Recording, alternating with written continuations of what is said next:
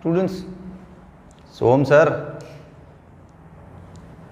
अरे physics Aaradhya classes, हाँ चलो, आज वर्क एनर्जी पावर का lecture number 9 types of energy पे बात करेंगे। छोटा सा वीडियो 15-20 मिनट का, ज़्यादा लंबा नहीं खींचेंगे, ठीक है। लेकिन इसमें इन्फॉर्मेशन अच्छा है, इसमें इन्फॉर्मेशन बहुत अच्छा मिलेगा आपको। जैसे ह्यूमन हार्ट एक बार बीट होता है तो कितना एनर्जी कंज्यूम करता है, नहीं पता है ना? हाँ, तो वो भी सीखेगा, उसके लिए वीडियो देखना पड़ेगा। अभी से सब कुछ थोड़ी दे दूंगा। जैसे तेरी नोटबुक का पेज है, उसको यूँ टर्न कर, उसमें कितना एनर्जी कंज्यूम हुआ। बहुत अच्छा इन्फॉर्मेशन है आज। तू आ, सिर्फ तू मैदान में आ जा, चल दोस्त। Types of energy, first type, सबसे पहला है heat energy. Heat energy, heat energy produce होने का मेजरली जो रीज़न है वो है friction. When two surfaces are rubbed, friction की वजह से हीट जनरेट होता है। हालांकि उससे इन ऑब्जेक्ट की इंटरनल एनर्जी बढ़ती है, ठीक है। एक एग्जांपल दिखाऊं, देख चल, ये रहा एक एग्जांपल देख। जैसे कोई कार है, कार से बड़े तो उसके टायर हो गए सर। हाँ तो होते भाई, ऐसे ही ड्राइंग होता है। ये कार है, उसका मान ले इनिशियल स्पीड v0 है, ठीक है, और मास है m। अब यहाँ पे आके कार अटक गया क्योंकि फ्रिक्शन ने ना उसको अपोज किया। फ्रिक्शन ने, जो रोड का सरफेस का फ्रिक्शन है वो ऐसे अपोज करेगा, फ्रिक्शन फोर्स तो अपोज करेगा ना। हाँ, तो कार यहाँ पे आके रेस्ट पे आ गया। अच्छा, यहाँ से यहाँ जो डिस्प्लेसमेंट हुआ वो x0 है मान ले, ठीक है। चल, तो यहाँ पे कार का इनिशियल काइनेटिक एनर्जी क्या हो गया, हाफ mv0 स्क्वायर, और फाइनल एनर्जी क्या हो गया, half m0 square, it will be 0। तो तेरा चेंज इन काइनेटिक एनर्जी क्या आया? अरे यार, चेंज इन काइनेटिक एनर्जी मतलब final minus initial. Yes, final था 0, इनिशियल है हाफ mv स्क्वायर, ये आ गया ना नेगेटिव। तो क्या शो कर रहा है ये शो कर रहा है काइनेटिक एनर्जी कम हो गया साहब। किसकी वजह से हुआ? फ्रिक्शन की वजह से। कहाँ गया? हीट बन गया, हीट बन गया, समझा। जैसे यहाँ पे काइनेटिक एनर्जी 10 जूल था, यहाँ पे 0 है, तो सब 10 जूल कहाँ हो गया? तो 10 जूल हीट बन गया, समझा। हाँ, अब सुन, इसमें अपन एक और काम कर सकते हैं। Work done by friction, work done by friction. तो वर्क डन का फॉर्मूला क्या है? FD cos theta. यार छोटा बच्चा नहीं, ये थियरी तो फ्लो में जाएगा। अब ये तो कितना पढ़ लिया हमने। फोर्स कौन सा है? फ्रिक्शन। डिस्प्लेसमेंट क्या लिया? x0। एंगल क्या है? तो भाई देख, तेरा फोर्स इधर लग रहा है लेफ्ट साइड और डिस्प्लेसमेंट राइट साइड हो रहा है, तो अपोजिट है ना। So angle will be 180 degree. Yes, it is -1, so it will be -fx0। ये हो गया वर्क डन। अच्छा चले, यहाँ पे वर्क एनर्जी थ्योरम लगाना है तो लगा सकता है दोस्त, कोई रोकेगा नहीं। याद आया work energy theorem? Work energy theorem क्या था? Delta K is equal to W. Yes, delta K is equal to W. तो डेल्टा के का है हाफ mv0 स्क्वायर, डब्ल्यू का है fx0, माइनस माइनस कैंसिल। तो ये फॉर्मूला ऐसे ही बना दिया रे, खड़े थे फ्री तो बना दिया, इसकी जरूरत नहीं थी यहाँ पे। बस तुझे थियरिकल पॉइंट यहाँ पे लिखना है कि this change in kinetic energy, kinetic energy में जो डिक्रीज हुआ है that is just due to friction force, but due to friction internal energy of both the object increase. हाँ, ये याद रखना। कुछ खास नहीं है, इतना दमदार नहीं है। तो चल, इसमें एक दो इंफॉर्मेशन और तेरे को देता हूँ ना। हीट एनर्जी का सबसे बेस्ट एग्जाम्पल तो ये होगा, एकदम प्रैक्टिकल। तुझे कार वार समझ में नहीं आया तो डोंट वरी, अपने पास बिल्कुल यूज टू एग्जाम्पल है जो तेरी डेली लाइफ में आता है। बहुत ज़्यादा विंटर होता है, तो विंटर में हम लोग रबिंग पाम्स, हथेलियों को घिसते हैं ना, तो हथेली गर्म होती है, कैसे मज़ा आता है। ठंडी कैसे लगती है अपने को? हीट जनरेट होता है ना। हाँ, heat generating by vigorously rubbing the palms, it is the best example of heat energy. हाँ, तो हीट generated by vigorously थोड़ा और मजा आ जाए adjective, vigorously rubbing palms in winter, ये अच्छा एग्जाम्पल है। अच्छा एक और तुझे अच्छा धांसू एग्जाम्पल समझाता हूँ। 1 kg वाटर होता है ना, अच्छा तुझे ये पता है कि वाटर को गर्म करना और कूल डाउन करना, बॉईल करना और कूल डाउन करना, ये दोनों प्रोसीजर में क्या होता है? देख, वाटर को हम जब बॉईल करना चाहते हैं तो उसको हीट देना पड़ता है, तो वो हीट ले लेता है अपने अंदर, है ना, और गर्म हो जाता है। बट वाटर को जब हम कूल डाउन करते हैं ना तो वही हीट बाहर निकालता है, वाटर हीट अपने अंदर की जितनी हीट है बाहर फेंकता है और खुद कूल डाउन होता जाता है कि नहीं? हाँ, तो मतलब वाटर को जब कूल डाउन करेंगे तो हीट जनरेट होगा, बाहर आएगा हीट और वाटर ठंडा हो जाएगा। तो 1 kilo water is cool down up to 10 degree Celsius. In this process water releases the energy is 42,000 joule. ये अच्छा एमसीक्यू है तेरे लिए, हाँ ये पूछ सकते हैं एग्जाम में। 1 kg of water, temperature is cooled down up to 10 degree Celsius. It releases 42,000 joule of heat energy. Yes, ये अच्छा है, कुछ MCQ ये तगड़ा है, इसको 1 मार्क में भी पूछ सकते हैं लोग, है ना? ठीक है दोस्त, बढ़िया। तो फिर ओके चल, हीट एनर्जी पे इतना इंफॉर्मेशन काफ़ी है तेरे लिए। अब एक और एनर्जी लेते हैं, chemical energy. Chemical energy, chemical energy, chemical energy chemical reactions से जनरेट होता है। केमिकल रिएक्शंस किन के बीच में होता है? एटम्स के बीच में, न्यूक्लियस, एटम्स के बीच में ज़्यादातर समझ, न्यूक्लियस भी आएगा, उसके लिए न्यूक्लियर एनर्जी होगा। एटम्स का एक्चुअली जो रीअरेंजमेंट होता है ना, that is called chemical reaction. जैसे हाइड्रोजन एटम है, वो हीलियम के साथ जुड़ गया, हीलियम नाइट्रोजन के साथ जुड़ गया, या हीलियम टूट के 2 हाइड्रोजन बन गए, ये सब रीअरेंजमेंट ऑफ एटम्स कहलाता है। Rearrangement of atoms is actually chemical reaction and that leads to the chemical energy. हाँ, तो ये एक इंट्रोडक्शन ऐसा हम लिख सकते हैं, क्या? Rearrangement of atoms is chemical reaction. ये 1 मार्क का डेफिनेशन पूछ सकते हैं एग्जाम में। And it leads to the chemical energy.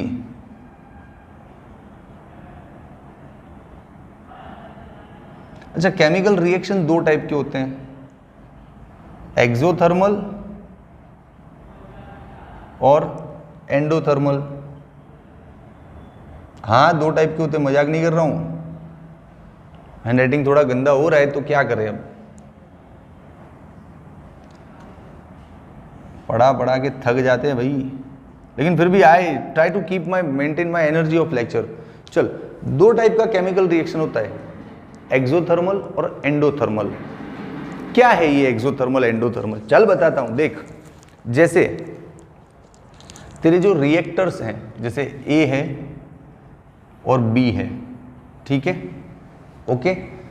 ए का एनर्जी मान ले 10 जूल है, बी का एनर्जी 7 जूल है। ये दोनों मिला, रिएक्ट किया इन्होंने और एक नया प्रोडक्ट बना, यस। अब उस प्रोडक्ट का एनर्जी मान ले 15 जूल है, उस प्रोडक्ट का एनर्जी 15 जूल है। तो बोल सकते हैं कि प्रोडक्ट का एनर्जी लेस है। उसके जो फ्री कंपोनेंट्स हैं, ये 2 फ्री कंपोनेंट्स अभी फ्री है, जब ये दोनों जुड़ेंगे, बॉन्ड बनाएंगे, तब ये नया प्रोडक्ट बनेगा। तो right now they are free in this situation, when they bond the energy of product is less than its free components. ये हो गया तेरा एक्सोथर्मल। क्यों? बस क्या, एक्सोथर्मल कैसे हुआ बताता हूँ। टोटल एनर्जी कितना यूज हुआ था? 10 और 7 17, लेकिन इसके पास कितना है? 15। तो 2 जूल कहाँ गया? तो निकला ना बाहर, बाहर निकल गया, 2 जूल रिलीज हो गया इन फॉर्म ऑफ हीट और दैट, यस। तो इसको बोलते हैं एक्सोथर्मल प्रोसेस। क्लियर? अब एंडोथर्मल क्या होता है? इसका उल्टा। जैसे तेरे रिएक्टर से 2, ए और बी। टेक्नीशियन यहाँ तक जा रहा है ना रेंज? थोड़ा कैमरा सेट करना। ये 10 जूल है, ये 7 जूल है। मान ले दोनों मिलके जो प्रोडक्ट बना वो आ गया 20 जूल। तो इस बार इसका एनर्जी लेस देन नहीं, ग्रेटर देन है। हाँ, जो फ्री कंपोनेंट्स थे तेरे, उनको मिला के जो नया प्रोडक्ट बना, उसका एनर्जी उन फ्री कंपोनेंट की कंपैरिजन में ज़्यादा है। तो आया कहाँ से, ये दोनों तो मिलके 17 था, लेकिन ये तो 20 लेके बैठा है, तो 3 जूल आया कहाँ से, 3 जूल आया कहाँ से, तो तूने दिया होगा ना, हाँ तो तूने दिया ना, तूने जो भी दिया वो इसने एब्जॉर्ब किया ना, तो it is absorbing the energy, that's why it is called endothermal process. Understand? कैसा लगा, बढ़िया है ना। चल इसमें एक एग्जांपल कोल का डाल देते हैं। यहाँ पे दिख रहे हैं टेक्नीशियन, नीचे थोड़ा सा कैमरा, हाँ देखो कोल का एग्जांपल डाल देते हैं। कोल 1 kg अमाउंट का कोल हम बर्न करते हैं, if 1 kg amount of coal is burn it produces 3 × 10⁷ joule energy. इतना एनर्जी क्रिएट करता है कोल। तो जैसे उसमें था ना 1 kg वाटर को 10 सेल्सियस कूल डाउन करने के लिए 42,000 जूल एनर्जी बाहर निकल जाता है, वैसे ये कोल का एक मस्त MCQ है, याद रख ले, काम आएगा एग्जाम में। ठीक है, ये हो गया तेरा केमिकल एनर्जी जो बुक में है थोड़ा बहुत। अभी तो तू बच्चा है रे, 12th में आएगा तभी बहुत डीप में सीखेगा। ठीक है, चल वन मोर, टेक्नीशियन इधर दिखेगा, थोड़ा घुमाओ कैमरा आपका, यहां तक जा सकता हूं, रेंज है? ठीक है, चलो the third one is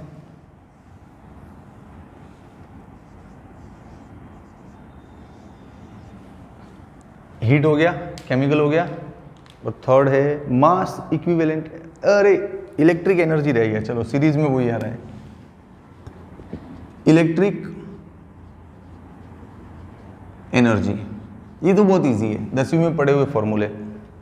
electric energy electric current की वजह से बनता है ना, तो लिख दो energy due to electric current is called electric energy. Technician देखना है रेंज से बाहर नहीं जाए। हाँ, energy due to electric current. अच्छा, इलेक्ट्रिक एनर्जी के फॉर्मूले भी है, तू 10th में पढ़ाए रे यार, electric potential into electric charge, पढ़ा है ना। इलेक्ट्रिक पोटेंशियल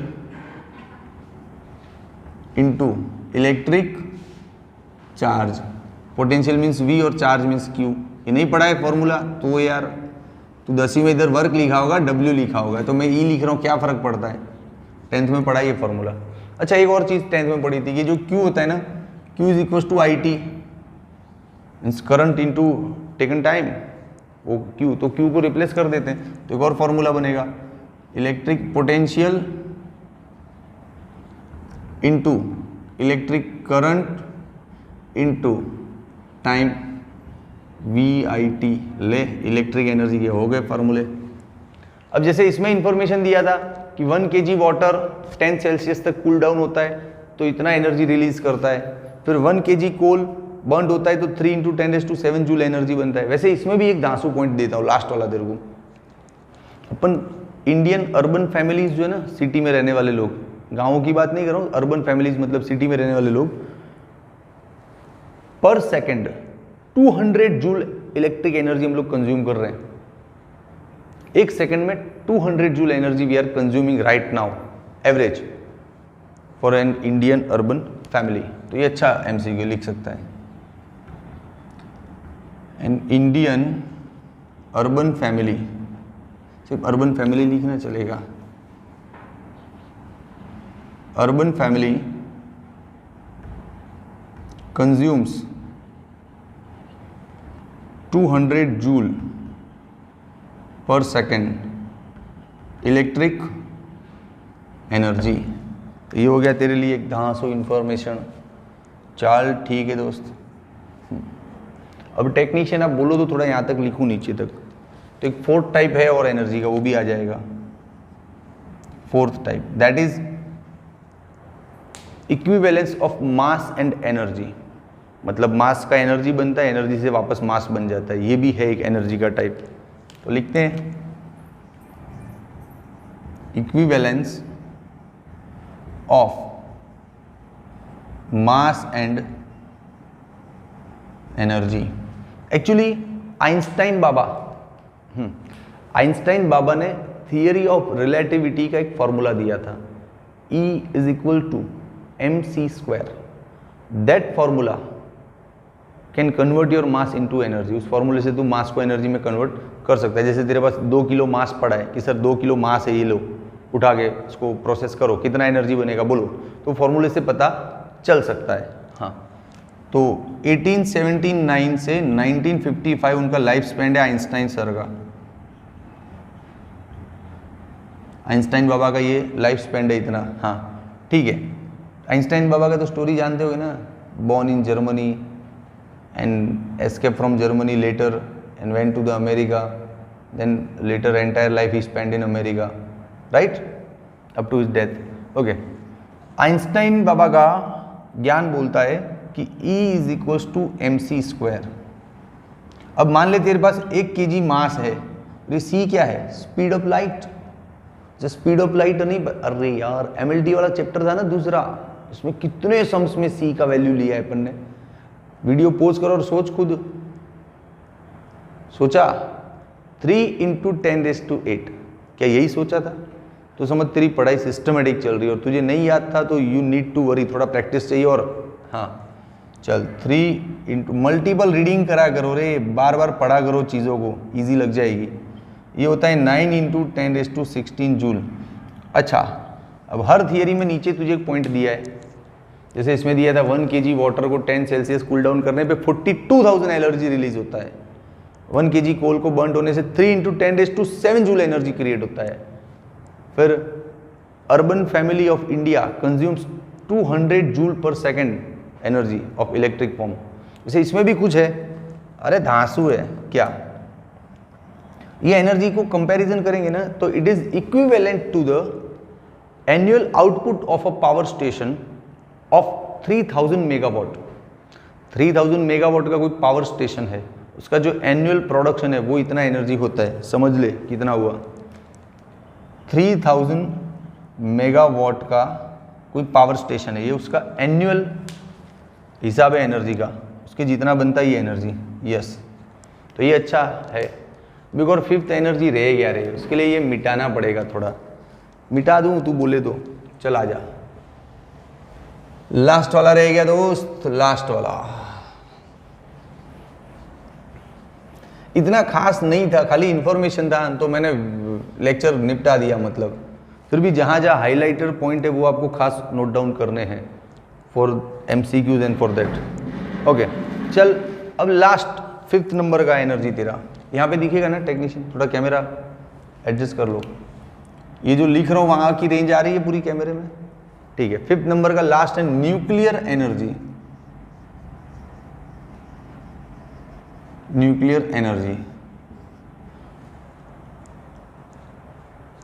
एटम्स की वजह से केमिकल एनर्जी बनता है। एटम्स के अंदर भी कुछ है, न्यूक्लियस होता है ना सेंटर में, हाँ, वो न्यूक्लियस का जब फीसन या फ्यूजन होता है तब जो एनर्जी बनता है that is called nuclear energy. Fission क्या रे, फीसन मतलब 2 light weight atoms and nucleus merge हो जाते हैं, क्लब हो जाते हैं, that is called fission, sorry that is called fusion. हाँ, और जब कोई हैवी न्यूक्लियस को तोड़ा जाता है और वो 2 नए न्यूक्लियस में कन्वर्ट होता है दैट इज कॉल्ड फीसन, है ना। तो फीसन और फ्यूजन की वजह से न्यूक्लियर एनर्जी बनती है। ले मैं सीधा ही बता देता हूँ, देख, फ्यूजन और फीसन। फ्यूजन मतलब क्लब होना, जुड़ना, फ्यूजन कर दिया अपन ने, है ना। कैसे फ्यूजन होता है देख, फॉर एग्जाम्पल जैसे हाइड्रोजन बॉम्ब है, एग्जाम्पल छोटा सा दिया आपकी बुक में, हाइड्रोजन बॉम्ब है, हाइड्रोजन बॉम्ब। हाइड्रोजन बॉम्ब में क्या प्रिंसिपल है, ये रहा, ये हाइड्रोजन के 4 न्यूक्लियस मर्ज होते हैं, क्लब होते हैं, 1 2 3 चारों जने जुड़ते हैं and they form helium nucleus, helium का न्यूक्लियस बनाते हैं। इस प्रोसेस में lots of energy is generating, that energy is called nuclear energy। yes, hydrogen bomb का एनर्जी। अभी फिशन, जैसे कोई हैवी न्यूक्लियस है यूरेनियम, उसको तोड़ो तो 2 नया लाइट वेट न्यूक्लियस बनेगा, इससे कम वेट वाला, ठीक है। तो इस प्रोसेस में भी lots of एनर्जी मिलता है और इस प्रोसेस से एटॉमिक बॉम्ब बनता है। जैसे उससे हाइड्रोजन बॉम्ब बनता है वैसे इसमें एटॉमिक बॉम्ब बनता है। समझा कि नहीं समझा? तो है ना दासू न्यूक्लियर एनर्जी, ठीक है। अब मैंने तेरे को बोला था in the beginning of the lecture कि भाई ह्यूमन हार्ट का जो बीट होता है, पर बीट कितना वर्क होता है, 0.5 जूल।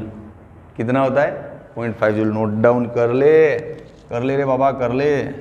देख, ह्यूमन हार्ट वर्क डन पर बीट 0.5 जूल।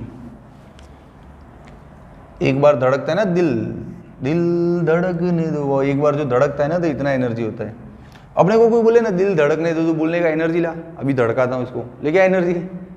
कितनी बार धड़काना है? 5 बार 10 बार धड़काना है ना, तो इंटू 10 5 जूल चाहिए। चल 5 जूल ले क्या, है ना। हाँ, अपन फिजिक्स वाले रे, रोमांटिक को भी हम फिजिक्स से आंसर देते हैं। चलो नेक्स्ट, तू जो नोटबुक का पेज टर्न करता है ना एक बार, उसमें कितना एनर्जी चाहिए होता है पता है? 10⁻³ जूल। इट मीन्स 0.001 जूल, इतना एनर्जी चाहिए to turn page of notebook, ठीक है। चलिए एक और धांसू इंफॉर्मेशन, लास्ट वाला इंफॉर्मेशन, लास्ट वाला। एक मैच्योर्ड एज जैसे 18 से 25 का मतलब एडल्ट एज का पर डे खाने का कितना होता है पता है? 10⁻7 जूल एनर्जी खाता है वो पर डे। जो खाना खाते हैं ना 10⁻7 joule, yes, per day. Adult human takes intake 10⁻7 joule per day, ठीक है दोस्त। तू स्क्रीनशॉट ले ले पहले, चल। ओके दोस्त, हो गया तेरा स्क्रीनशॉट। अच्छा लगा लेक्चर? बिल्कुल थियरिकल था, बिल्कुल थियरिकल। फिर भी मैंने कोशिश किया अलग अलग वो फॉर्मूला ना वैल्यू ना कुछ डाल के इसको इंटरेस्टिंग बनाया, थोड़ा तड़का लगाया लेक्चर में। तो तू लिख अपना ओपिनियन अब कमेंट में कि सर आपने जो तड़का लगाया, अलग अलग न्यूमेरिकल वैल्यूज वगैरह लाए तो हमको अच्छा लगा। या फिर थियरी तो क्या होता है, सीधा पढ़ जाओ, बच्चा कर लेगा। लेकिन मैंने थियरी में भी ट्राई किया कि तेरे को अच्छे से डिलीवर करूँ ताकि तेरा इंटरेस्ट क्रिएट हो। तो if you like the video please write down your opinion in comment. Opinion बोला, ऐसा नहीं बोला कमेंट में लाइक कर दे। Write down your opinion into comment box. Okay, चल बाय।